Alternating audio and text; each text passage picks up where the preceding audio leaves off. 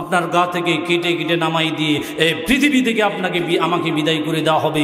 পৃথিবী হবে এত নিষ্ঠুর, সেই পৃথিবীর সঙ্গে আমাদের সম্পর্ক এত বেশি, কিন্তু এই পৃথিবীতে যখন চলে যাব অবস্থাটা আমাদের কি হবে কবরের ভিতরে, জাহান্নামের আগুন। আলহামদুলিল্লাহ নাহমাদুহু ওয়া নাস্তাঈনুহু ওয়া নাস্তাগফিরুহু ওয়া নু'মিনু বিহি ওয়া নাতাওয়াক্কালু আলাইহি ওয়া নাউযু বিল্লাহি মিন শুরুরি আনফুসিনা ওয়া মিন সাইয়্যাতি আ'মালিনা মান ইয়াহদিহিল্লাহু ফালা মুদিল্লা লাহু ওয়া মান ইউদ্লিলহু ফালা হাদিয়া লাহু ওয়া নাশহাদু আল লা ইলাহা ইল্লাল্লাহু ওয়াহদাহু লা শারীকা লাহু ওয়া নাশহাদু আন্না সাইয়্যিদানা মাওলানা মুহাম্মাদান আবদুহু ওয়া রাসূলুহু أما بعد فقد قال الله تعالى في كلامه المجيد والفرقانه الحميد أعوذ بالله من الشيطان الرجيم بسم الله الرحمن الرحيم وقضى ربك ألا تعبدوا إلا إياه وبالوالدين إحسانا إما يبلغن عندك الكبر أحدهما أو كلاهما فلا تقل لهما أف ولا تنهرهما وقل لهما قولا كريما صدق الله المولانا العظيم قال رسول الله صلى الله عليه وسلم الجنة تحت أقدام الأمهات أو كما قال عليه الصلاة والسلام কারিয়াদ সে সকাল বেলা সূর্য ওঠে পূবে দিনটি ভোরের রোশনি দিয়ে আবার কোথায় ডুবে কে বাহালো দিবস রাতে দক্ষিণা হিমেল বায়ু কোথা থেকে পেলি রে মানুষ তোর জীবনের আয়ু বল বলিতে কে দিল ভাই মন কাড়া এই সুর সদর্শনই পাখাগুলি কোথায় পেল ময়ূর ফুলের মাঝে কোথা হতে আসলো এমন ঘ্রাণ হাসনা হেনা গোলাপ বকুল উতাল করে প্রাণ ধরার মাঝে এসব দেখে প্রশ্ন জাগে মনে এহার জবাব পেতে আমি যাব কাহার সনে কোরআন খুলে যখন আমি করছি তিলাওয়াত তখন দেখি সব কিছু আল্লাহর কুদরত गर तवक्कुल में कुनी हर सब हो शाम मेरा सानद रिज़्क़ तू अज़ला मुक़ाम जुज़्बा हक़ चीज़ मखाज़ इंसजा फज़ले ओ आमस्त दर जुमला जहां। सबाई कलमा पढ़ेन ला इलाहा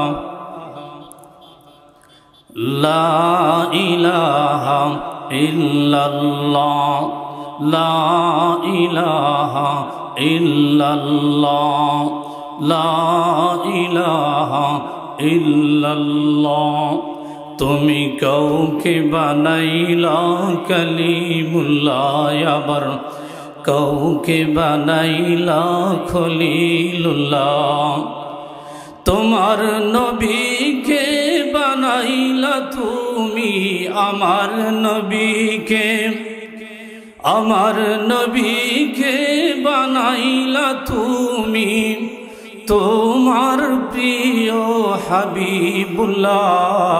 লা ইলাহা ইল্লাল্লাহ লা ইলাহা ইল্লাল্লাহ লা ইলাহা ইল্লাল্লাহ মুহাম্মাদুর রাসূলুল্লাহ সাল্লাল্লাহু আলাইহি ওয়াসাল্লাম। আলহামদুলিল্লাহ, সমস্ত প্রশংসা ও তারিফ মহান আল্লাহ পাকের শানে যে আল্লাহ রাব্বুল আলামিন আজকের এই বার্ষিক তাফসীরুল কুরআন মাহফিল 2024 বন্দকুর মইল নূরে মদিনা মাদ্রাসার আয়োজিত এই তাফসীর মাহফিলে আমাদের সকলকে বসার জন্য সুযোগ করে দিলেন, সেজন্য মহান সত্তার প্রতি শুকরিয়া জ্ঞাপন করছি। সকলে বলি আলহামদুলিল্লাহ। অতঃপর দরুদ ও সালাম বর্ষিত হোক সে মহান ব্যক্তিত্বের সৌজন্যে যিনি ছিলেন মানবতার কান্ডার, রহমতের ভান্ডার, প্যারা নবী জনাবি মুহাম্মদ রাসূলুল্লাহ। সকলের অন্তরস্থল থেকে বলি সাল্লাল্লাহু আলাইহি ওয়াসাল্লাম। আসুন আমি কুরআনুল কারীম থেকে সূরাতুল বনী ইসরাঈলের একটি আয়াত তেলাওয়াত করেছি। আয়াতের আলোকে কিছু সময় আপনাদের সম্মুখে কথা বলবো। আউযু বিল্লাহি মিনাশ শাইতানির রাজীম বিসমিল্লাহির রাহমানির রাহিম। وقضى ربك ألا تعبدوا إلا إياه وبالوالدين إحسانا। আল্লাহ রাব্বুল আলামিন পবিত্র কুরআনুল কারীমের ভিতরে আয়াত নাজিল করে জানাই দেন, দুনিয়ার মানুষ শুনে নাও, তোমাদের পিতামাতা যখন বার্ধক্য অবস্থায় উপনীত হবে, তোমাদের পিতামাতার খেদমত তোমরা করবা।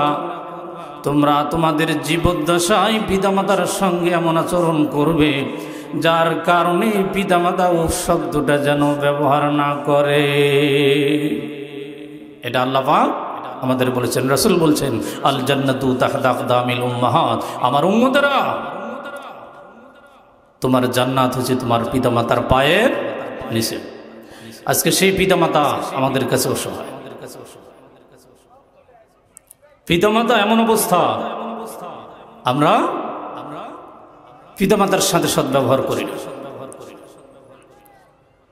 এই পিতামাতা সন্তানের জন্য কত, পিতামাতার দোয়া সন্তানের জন্য কত ফলপ্রসূ। শেখ সাদী রহমতুল্লাহ আলাইহি বলেছেন, খেদমত মা দরবে দর গুন ইখতিয়ার তাকে বাসি মাল দৌলত বখতিয়ার। খেদমত মা দরবে দর গুন সবহ শাম তাকে বাসি হর দো আলম নেকোনা। ও দুনিয়ার মানুষ, পিতা মাতার দোয়া যদি তুমি নিতে পারো, পৃথিবীর শ্রেষ্ঠ সন্তান যারা আছে কোটিপতি হওয়ার জন্য, পিতামাতার দোয়া যদি তোমার প্রতি থাকে, মনে রেখো আল্লাহ তাআলা পিতামাতার দোয়ার কারণে তোমাকে জিরো থেকে হিরো বানাই দিতে পারে আমার আল্লাহ। পিতামাতার খেদমত করার কারণে আল্লাহ পাক আমাদেরকে দুনিয়ার ভিতরে সম্পদশালী করে দিতে পারে। তাকে বাসি মাল ও দৌলত বখতিয়া, ধন সম্পদের মালিক যদি, অঢেল ধন সম্পদের মালিক যদি তুমি হতে চাও, পিতামাতার খেদমত করো, পিতামাতার দোয়ার কারণে তুমি উপরে উঠে যাও। পিতামাতার দোয়া সন্তানের জন্য কত ফলপ্রসূ। আসুন সংক্ষেপে আমি বলতে চাই,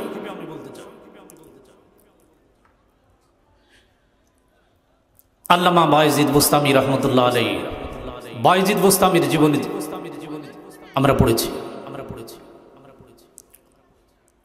বায়েজিদ বুস্তামি ওনার মার খেদমত করতেন। মা অসুস্থ হয়ে গেছে, ডাক দিয়ে বলে বাবা, রাতের বেলা মা অসুস্থ, ছেলে আর সন্তান আর মা এক জায়গায়। মা অসুস্থ, বলছে বাবা তুমি আমার জন্য এক গ্লাস পানি দাও। তো পানি তো সেখানে ধারে পাশে পাওয়া যায় না, ঝর্ণার পানি নিতে সন্তান বাহিরে গেল। একটু পরে বায়েজিদ বুস্তামি রহমতুল্লাহ আলাইহি পানি নিয়ে এসে দেখে মা ঘুমাই পড়ছে। যখন ঘুমিয়ে পড়ছে, বায়েজিদ মায়ের পাশে সারা রাত দাঁড়াই আছে, পানির গ্লাস নিয়ে আমার মা কখন উঠবে, ঘুমে গেছে, ঘুমের ডিস্টার্ব করব না। হঠাৎ গভীর রাতে মায়ের চোখের ঘুম যখন ভেঙে যায়, দেখে সন্তান পানির গ্লাস নিয়ে পাশে দাঁড়ায়। মা সঙ্গে সঙ্গে ঘুম থেকে জেগে যে ডাক দিয়ে বলে বাবা এত গভীর রাতে কেন পানির গ্লাস নিয়ে আমার পাশে দাঁড়িয়ে আছো? বায়েজিদ ডাক দিয়ে বলে মা গো, ওই যে সন্ধ্যা রাত্রে যখন পানি নিয়ে এসেছি, আমি পানি এনে দেখি তুমি ঘুমিয়ে পড়েছ। যদি ডাক দেই তোমার কষ্ট হবে মনে করে ডাক দেয় নাই। ও গো মা, তোমার কষ্টের কথা ভেবে সারা রাত জেগে জেগে তোমার মাথার পাশে দাঁড়িয়ে আছি। মা পানিটুকু পান করে সন্তানের কাছে বলে বাবা, গভীর রাতে পানি পান করে আমার কলিজা ঠান্ডা করে দিয়েছ। আমি দোয়া করি তোমাকে আল্লাহ সন্তানুল আরিফিন বানায়ে দে। মা জননী পানি খাওয়ার পর আল্লাহ পাকের কাছে ডাক দিয়ে বলে মাওলা গো, আমার বায়েজিদ আমার কলিজা ঠান্ডা করেছে, তুমি বায়েজিদের সুলতানুল আরিফিন বানায়া দিও। মনে বড় আশা ছিল যাব মদিনা, সালাম আমি করব গিয়ে নবীজির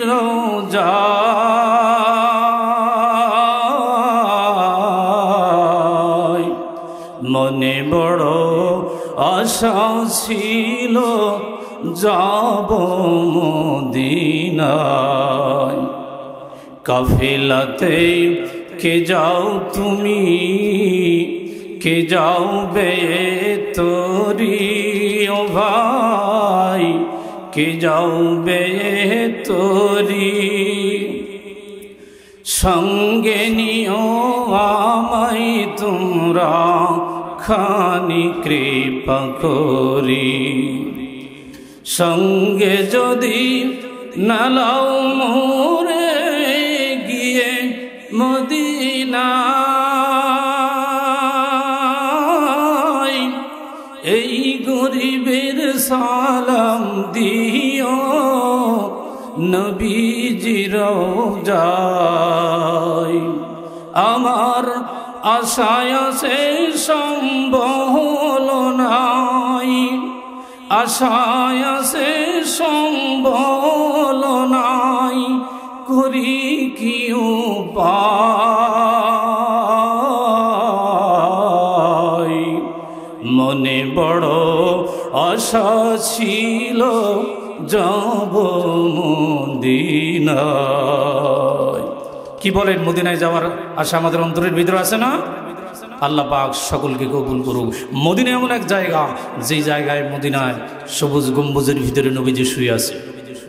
আপনার অন্তর যদি নবীর সঙ্গে থাকে, এখান থেকে আপনি কানটা লাগান। নবীজি এখনো রব্বি হাবলি উম্মতি করে কানছে। রাসূলের বিদায়ের মুহূর্তটা এমন। নবীজি যে সময় আমার জন্মগ্রহণ করেছে, ইবনে হিশামের ভিতরে এসেছে, নবীজি মা আমিনার গর্ভ থেকে যখন দুনিয়ার ভিতরে পদার্পণ করেছে, মা আমিনা বলে সেই রাত্রে আমার ঘরের ভিতরে কেরোসিন তেলের বাতি নাই, অন্ধকারের ভিতরে শুয়ে আছি। অন্ধকারের ভিতরে সবে সাদিকের সময় রহমাতুল্লিল আলামিন এসেছে। রহমতুল্লিল আলামিন যখন এসেছে, আমি দেখি আমার কলিজার টুকরা ছোট্ট ছোট্ট শব্দ দেখি যেন বলে। মা আমিনা বলতেছে, আমি যেন শুনতে পাই রব্বি হাবলি উম্মতি। নবীজি সেই সময় রব্বি হাবলি উম্মতি করে কাঁদছে। রব্বি হাবলি উম্মতি করে কাঁদতেছে। শুধু তাই নয়, নবীজি যে সময় মৃত্যুবরণ করে সেই সময় নবীজি রব্বি হাবলি উম্মতি এই কথাটা বলেছে। কোথায় আজকে সেই উম্মত যে রাসূলের উম্মত হওয়ার পরে রাসূলের জিয়ারতের তামান্না আমাদের অন্তরের ভিতরে আছে না? আছে। মনে কি যে বেদনা মাওলা ছাড়া জানে না, মন চাই যেতে সোনার মদিনা। দিদারের আশায় কেঁদে বুক ভাষায়, তবুও দিদার তোমার মেলে না। মনে কি যে বেদনা মাওলা ছাড়া জানে না, মন চাই যেতে সোনার মদিনা। নীরবে নির্জনে কাঁদি যে গোপনে, রাসূলের দিদার পাবো যে গোপনে। নীরবে নির্জনে কাঁদি যে গোপনে, রাসূলের দিদার পাবো যে জীবনে। দিদারের আশায় কেঁদে বুক ভাষায়, তবু দিদার তোমার মেলে না। মনে কি যে বেদনা মাওলা ছাড়া জানে না, মন চাই যেতে সোনার মদিনা। আমাদের মদিনায় যাওয়ার আকাঙ্ক্ষা আছে কিনা? আছে ইনশাআল্লাহ। আল্লাহ পাক সকলকে মদিনায় যাওয়ার তৌফিক দান করুক। সকলে বলি আল্লাহুম্মা আমিন। তা আসুন, আমি বলতেছিলাম বাইজিদ বুস্তামি এত বড় যখন হয়েছে, তো বাইজিদ বুস্তামি যখন এত বড় হয়েছেন, তখন তার কারণ ছিল যে এই মায়ের দোয়ায় তারা এত বড় হয়েছে। তো আজকে দুনিয়ায় আসার পরে মায়ের কথা আমরা ভুলে গেছি। পিতামাতার খেদমত কিভাবে করতে হবে এটা আমাদের ভিতরে নয়। আমরা খেদমত করতেছি স্ত্রী সন্তানের, মায়ের খেদমত আমাদের ভিতরে নয়। কিন্তু এই জীবন যে আজকে আছে কালকে নেই, এটা তো আমরা জানি। জীবন হলো মেড ইন চায়না, জীবন হলো মেড ইন চায়না, সেকেন্ডের নাই ওয়ারেন্টি। আগামীকাল বাজবে নাকি দিতে পারো গ্যারান্টি, আগামীকাল বাজবে নাকি দিতে পারো গ্যারান্টি। জীবন হলো মেড ইন চায়না, জীবন হলো মেড ইন চায়না, সেকেন্ডের নাই ওয়ারেন্টি। আগামীকাল বাজবে নাকি দিতে পারেন গ্যারান্টি, আগামীকাল বাজবে নাকি দিতে পারে গ্যারান্টি। কি বলেন, গ্যারান্টি আছে আগামীকাল? গ্যারান্টি নেই। সুতরাং সার্বক্ষণিকভাবে পিতামাতার খেদমত করব, আল্লাহর ইবাদত করব। আমার আল্লাহ তাআলা ডাক দিয়ে বলে, বান্দা আমার নিয়ামত খাওয়ার পরে আমার শুকরিয়া যদি তুমি আদায় করো, লাইন শাকারতুম লাযীদান্নাকুম ওয়া লাইন কাফারতুম ইন্না আযাবি লাশাদীদ।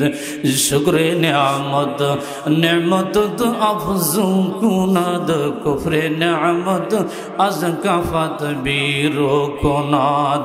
রব্বি আল্লাহ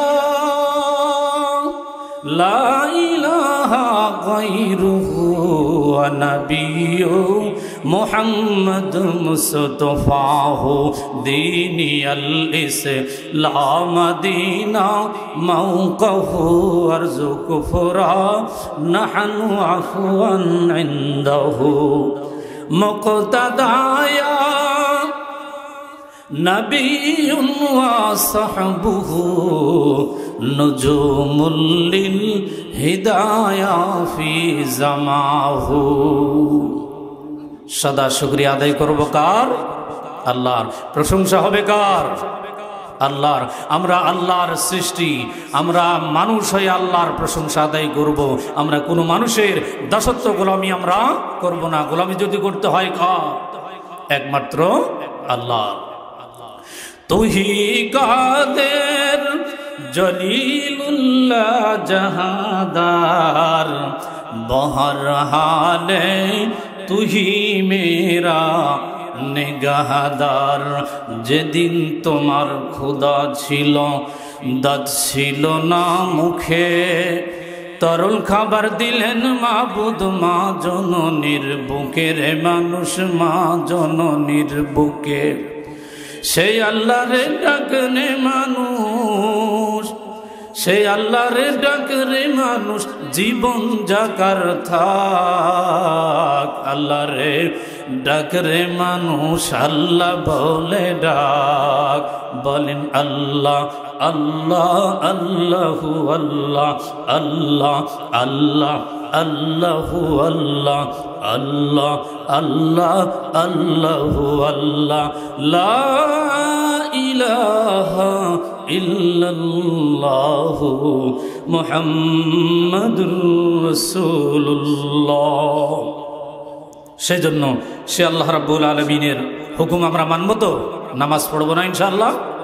যদি নামাজ না পড়ি, আউয়ালু মা ইউহাসাবু বিহিল আবদু ইয়াউমাল কিয়ামাতিস সালাহ। রাসূল বলেছেন কিয়ামতের মাঠে সর্বপ্রথম যে হিসাব হবে সেই হিসাবটা হবে নামাজের। তো সেই জন্য আমরা নামাজ পড়ব।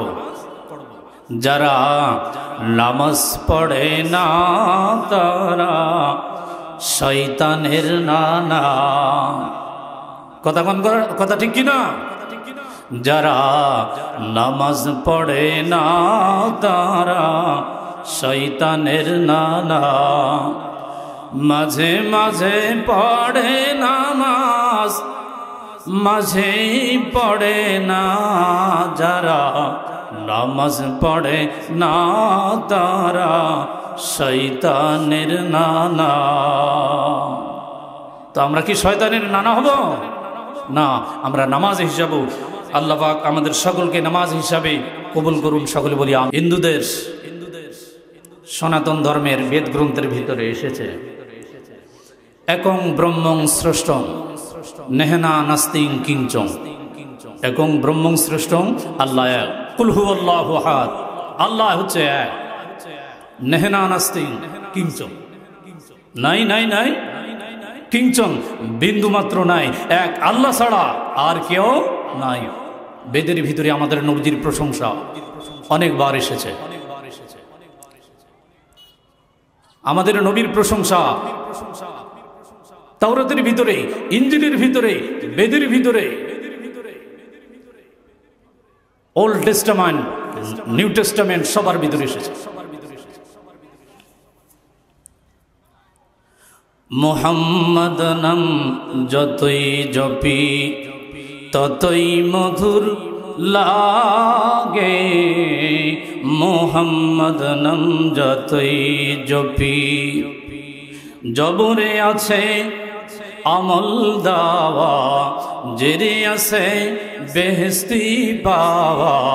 ওই আমি পেশের কাছেই জানি গুন্নাতে হয় দোজখ হারাম আমি কোরআন থেকে জানি মোহাম্মদ নাম যতই জপি কলকি দমামসং গর্ষদে নামং সরসদে নমং জপ নাম মদং জপ মোহাম্মদং মোহাম্মদ নাম যতই জপি ততই মধুর লাগে নামে এত মধু আছে কে জানি তো আগে মোহাম্মদ নাম যতই জপি। সেই জন্য সম্মানিত শুধু আমরা নামাজ পড়বো তো ইনশাআল্লাহ। যদি নামাজ না পড়ি এই পৃথিবীতে এসেছি, হায়াত একদিন ফুরে যাবে। এই রঙিন পোশাক যে বাড়ির ভিতরে একদিন যে বাড়ি আপনাকে রিসিভ করেছিল লাল গালিচারের শুভেচ্ছা দিয়ে, এই বাড়ি একদিন লাথি মেরে আপনাকে এই বাড়ি থেকে আপনাকে বিদায় করে দিবে সাদা কাফনের পোশাক পরে দিয়ে। গায়ের ভিতরে থাকা কোটি কোটি টাকা হাজার হাজার লক্ষ টাকা দামি পোশাক আপনার গা থেকে কেটে কেটে নামাই দিয়ে এই পৃথিবী থেকে আপনাকে আমাকে বিদায় করে দেওয়া হবে। পৃথিবী হবে এত নিষ্ঠুর। সেই পৃথিবীর সঙ্গে আমাদের সম্পর্ক এত বেশি, কিন্তু এই পৃথিবীতে যখন চলে যাব অবস্থাটা আমাদের কি হবে? কবরের ভিতরে জাহান্নামের আগুন। ফজরেতে শুরু হবে এ আযাবের খেলা, মাগরিবেতে ডুবে যাবে রে ও মানুষ সেই দিনের বেলা, মাগরিবেতে ডুবে যাবে রে। ফজরেতে শুরু হবে এ আযাবের খেলা, মাগরিবেতে ডুবে যাবে রে ও মানুষ এই ভবেরই খেলা, মাগরিবেতে ডুবে যাবে রে।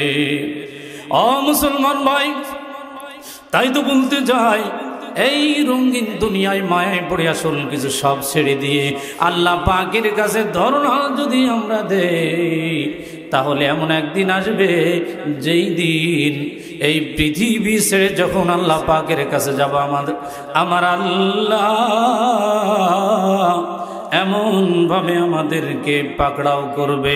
আল্লাহ পাক ডাক দিয়ে বলবে, বান্দা তোমার জন্য এত কিছু করেছি রে বান্দা, তোমার রিজিক দিলাম, হায়াত দিলাম, সন্তান সন্ততি দিলাম, দুনিয়া দিলাম, রিজিকের ব্যবস্থা করে দিলাম, সব কিছু যখন আমি আল্লাহ করে দিয়েছি, আমি আল্লাহর সব কিছু নিয়ামত খাওয়ার পরে কেমন করি আমি আল্লাহকে অস্বীকার করে তুমি তোমার আপনজনদের, তুমি তোমার দলের পিছনে, তুমি তোমার আপনজনদের ভালোবাসার পিছনে, দুনিয়ার পিছনে তোমার হায়াত মৌত সব কিছু তুমি ব্যয় করে দিলা।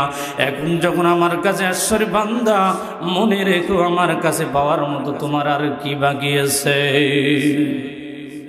কোনো কিছুই থাকবে না।